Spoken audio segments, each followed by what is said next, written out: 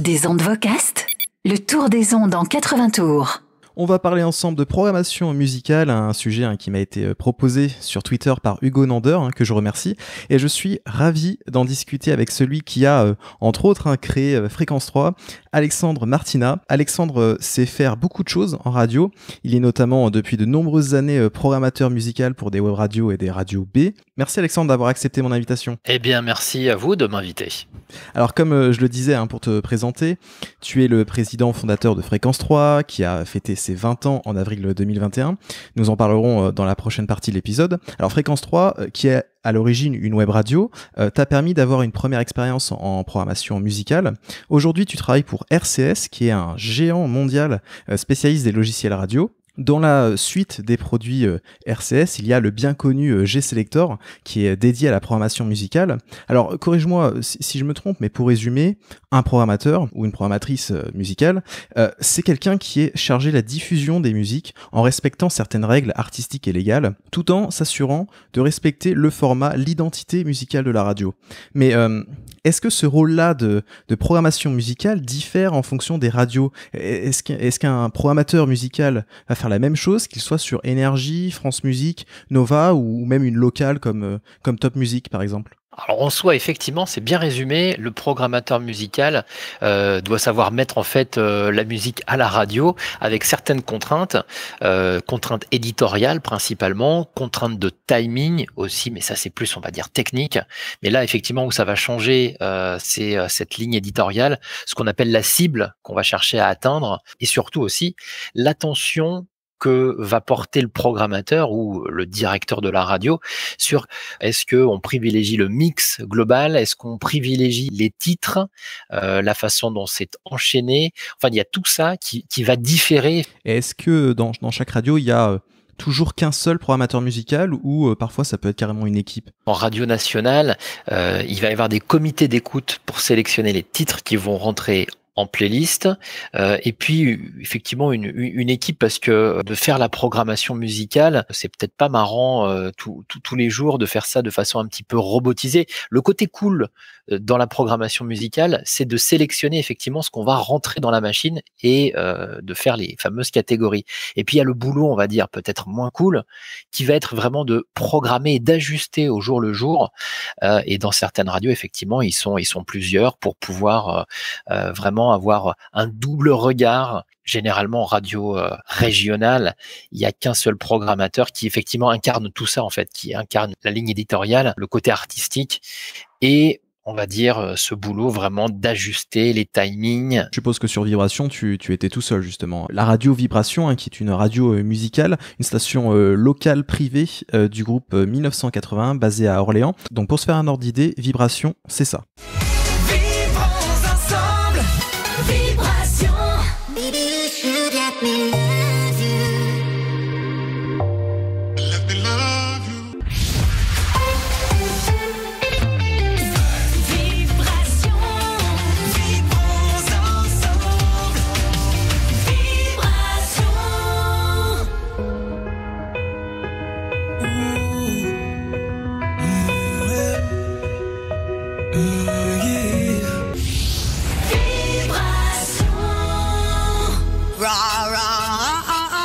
Rama, Rama, ma.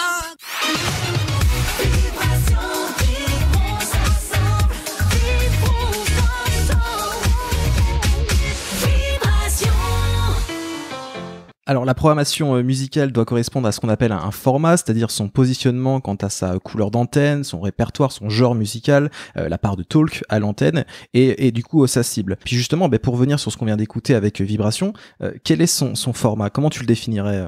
C'est un espèce pour moi de mix entre un OTIC et un CHR, comme disent les Américains. Chez Vibration, on travaillait avec des consultants avec qui on travaillait, qui nous disaient ce titre-là, c'est bien pour le format de la radio. On proposait des titres. Et on avait des réunions de programmation où moi je soumettais des titres et il nous faisait son retour, et c'était ce consultant en fait qui avait mis en place les horloges, donc c'est-à-dire la répartition entre les nouveautés, les titres récurrents ou les titres gold, donc vraiment le format de la radio. Et est-ce que ce consultant-là était également avec toi pour les relations avec les maisons de disques? Alors pas du tout. En fait, lui, il était vraiment chargé de mettre en place une ligne éditoriale. Je composais entre ce que me soumettaient les maisons de disques. J'étais un petit peu dans un espèce d'entre-deux, c'est-à-dire que je faisais de la veille, on va dire, musicale. Je soumettais ça et j'argumentais ça avec ma sensibilité pour proposer aux consultants, et lui avait le final cut. Alors, les web radios permettent d'adopter des formats très spécifiques, restreints sur un genre ou même sur un artiste carrément, ou tout au contraire, l'absence de contraintes avec les web radios, ça permet aussi de proposer un ensemble très hétérogène. Alors on parle de quotas de chansons françaises, de rotation d'artistes. En France, il y a pas mal de règles à suivre. Certaines sont imposées par le CSA. Quelles sont les principales, les règles les plus communes pour les radios qui diffusent par voie hertzienne? En fait, il y a tout un tas de règles. La plus connue, ce seront les quotas d'expression francophone et nouveaux talents. Ce sont vraiment les deux grosses choses dont on entend parler régulièrement. Et c'est vrai que j'ai dit française, mais en fait, c'est francophone. C'est francophone, voilà, tout à fait. Après, il y a aussi ce qu'on appelle la convention qu'on va établir avec le CSA, qui va différer entre radios qu'on ne connaît pas forcément, puisque c'est vraiment quelque chose d'établi entre la radio et le CSA. Par exemple, combien il y a de pourcentage de nouveautés, combien il y a de pourcentage de gold, ça c'est quelque chose qui est défini dans la convention. Et quand c'est défini, on ne peut pas vraiment s'en écarter. Ça a valu quelques problèmes à certaines radios qui, par exemple, si on remonte quelques années en arrière, il y a prescription. Quand Europe 2, qui était sur un format avec quand même pas mal de gold, on va dire un espèce de 50-50, quand ils ont voulu un petit peu rajeunir, eh bien Énergie les a attaqués parce que ils déviaient un peu trop de leur convention et ils se mettaient à jouer plus ou trop de nouveautés à leur goût. Alors, et justement, pour aider à respecter toutes ces règles, le programmateur musical a à sa disposition des logiciels. Donc toi, par exemple, sur Vibration, tu utilisais G-Selector, le logiciel de RCS. Que permet un logiciel comme G-Selector? Bon, il existe plein d'autres. Hein. Est-ce qu'un programmateur musical, pour une radio, peut se passer de logiciel aujourd'hui en 2021? Oui, on peut tout faire à la main. Avec un bon vieux Excel, on est capable de faire de la programmation musicale. C'est ultra contraignant. Les logiciels de programmation musicale sont là effectivement pour assister, pour que une partie des choses se fasse de façon automatique et que tout soit vraiment beaucoup plus simple. Et c'est ce qu'on appelle des algorithmes sont là pour effectivement calculer les choses et nous proposer de remplir les cases avec des titres qui correspondent à certains critères. Parce que si effectivement on est obligé d'avoir dans la tête tous les critères que l'on doit respecter et faire des calculs à la main, on n'en finit pas et en fait on met un temps fou à faire de la programmation et du coup c'est pas vraiment rentable pour la radio. Et inversement, est-ce qu'une radio peut n'avoir qu'un logiciel et pas de programmateur musical? Non, sauf peut-être une radio Gold qui ne va pas avoir de nouveautés. Il y a certaines web radios qui sont positionnées sur un format Gold. Elles ont injecté 3000 titres dans leur programmation musicale avec un système qui va automatiquement recycler certains titres, les mettre au frigo, les ressortir. Enfin bref, et en se basant sur l'algorithme qui va bien évidemment être programmé à l'avance, et c'est là où le programmateur malgré tout a un rôle important. Mais je veux dire, cette radio peut fonctionner totalement en automatique. En soi, sur une radio où il y a un peu de vie, oui, il est quand même indispensable d'avoir un programmateur. Tu as aussi été en charge de la programmation musicale pour Sweet FM, une radio de catégorie B comme Vibration. Alors Sweet FM est une locale implémentée dans la Sarthe, partie nord-ouest de la France. Et de 23h à minuit le dimanche, l'émission La Dernière Heure, présentée par Emilien, propose une programmation composée à 100% d'artistes locaux. Écoutez. Merci d'être là, les amis. Un maximum de groupes de la région, plein de découvertes musicales. Bienvenue, c'est La Dernière Heure. Sweet FM. Tout le monde l'écoute dans la région. Il Il est 23h. Jusqu'à minuit, le meilleur donc du son de la région. C'est comme ça chaque dimanche pour terminer en beauté la semaine avec par exemple pour ouvrir les hostilités musicales Mirk, le Loir-et-Chérien featuring Guillaume Ledoux de Blancas. Voici Au fil du vent. Inspire, expire comme il te plaît. Extrait de la dernière heure émission du dimanche soir avec 100% d'artistes locaux, des artistes qui viennent de Sarthe, Loir-et-Cher, Normandie, Haut-Anjou, donc le tout animé par Émilien, l'animateur de la station. Cette heure exclusivement dédiée à la musique locale est présente dans la grille de Sweet FM depuis de nombreuses années. Alors toi tu étais, Alexandre, animateur pour Sweet FM dès 2003. De 2012 à 2016 tu étais aussi en charge de la programmation musicale pour cette radio. Et est-ce que du coup tu étais aussi en charge de la playlist d'artistes locaux? Alors c'est vraiment une émission spécifique et intégralement programmée à la main par Émilien. Il est également aidé par un journaliste, Clément Roé. Toi, tu t'en occupais pas en fait? Pas du tout. Alors tu as aussi lancé un bouquet de 12 web radios, M2 Radio, en ligne pendant 9 ans de janvier 2007 à décembre 2015. Et puis tu as surtout créé Fréquence 3, un média qui était à l'origine exclusivement sur Internet et qui dispose depuis 2020 un flux diffusé en FM. Fréquence 3 propose aujourd'hui 4 web radios thématiques. Quel logiciel utilises-tu pour gérer la prog des flux de Fréquence 3 et est-ce que tu opères de la même façon dans ce contexte associatif comparé à ce que tu faisais sur Vibration et Sweet FM? J'opère de la même façon, effectivement, puisque j'utilise G-Selector pour la programmation musicale. Il y a des règles, il y a tout ce qui fait effectivement d'une programmation musicale aboutie, dirais-je, avec une couleur d'antenne, avec des règles que moi je me suis mise par rapport à la couleur d'antenne, et pour effectivement la partie qui est diffusée en hertzien, en FM, en Touraine et dans le Loir-et-Cher, là on est effectivement obligé de respecter des quotas puisque c'est soumis au CSA, et donc là pareil, le programme est légèrement différent que la partie web pour justement cette adaptation et respecter les quotas. Donc si je comprends bien, sur Fréquence 3, tu as du coup 5 RCS G-Selector différents parce que tu as 5 flux du coup. Exactement, il y a 5 stations si on veut parler technique. Depuis un navigateur en fait qui permet directement d'accéder au logiciel en tant que tel sans avoir un TeamViewer, un AnyDesk ou je ne sais trop quoi en fait.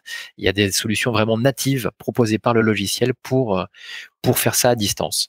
Tout aussi bien pour la programmation musicale qui est faite donc par G-Selector que la diffusion qui est opérée par Zeta, aussi un produit de chez RCS, où là pareil en fait c'est ce qu'on appelle le multistation, c'est-à-dire que dans la base on va avoir les différents programmes et qui vont être diffusés en fait, et c'est le cas, c'est une seule et même machine qui diffuse les X programmes que l'on met en place sur le web.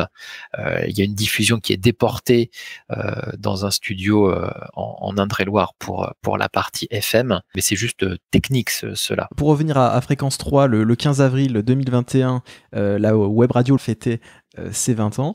Pour l'occasion, l'équipe a proposé 20 heures de direct le samedi 17 avril. Pas mal de shows, de revival et d'invités remarquables pour cette journée anniversaire.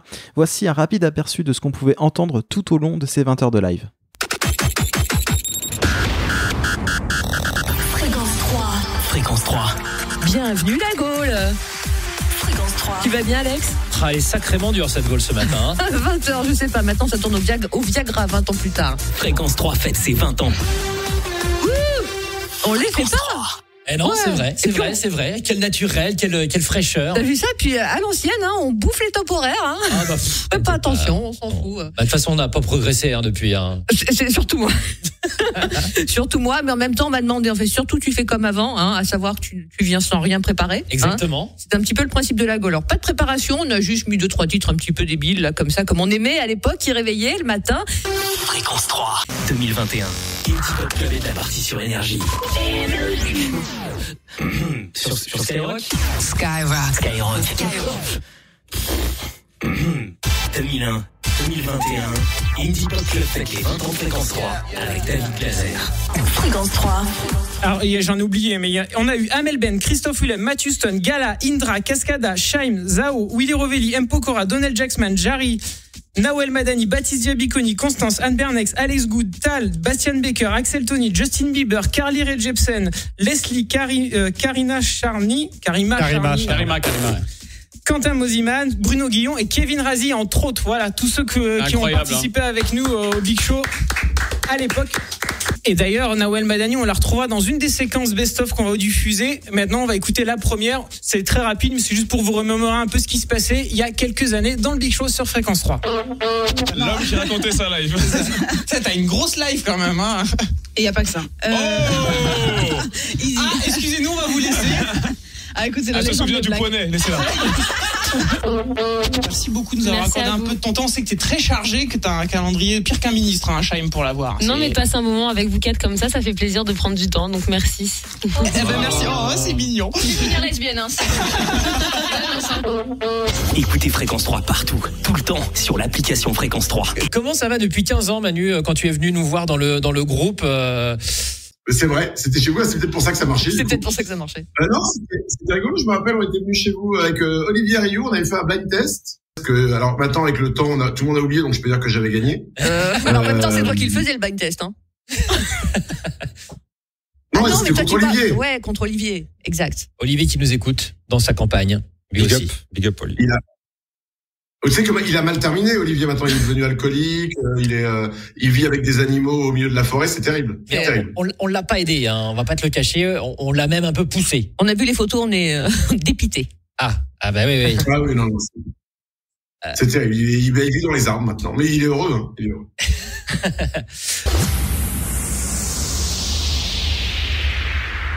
C'est le moment de se dire au revoir, de se faire des bisous et de se donner rendez-vous dans 20 ans sur la marche de la place des grands hommes. On ne se retient pas plus. On ne se retient pas plus. Soyez prudents, aimez-vous, faut partir vivants. maintenant. Merci à tous. Droguez-vous. Baisez. Bisous et à Faites bientôt. des folies.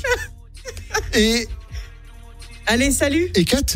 Bisous. Club Mix, Fréquence 3. Club Mix.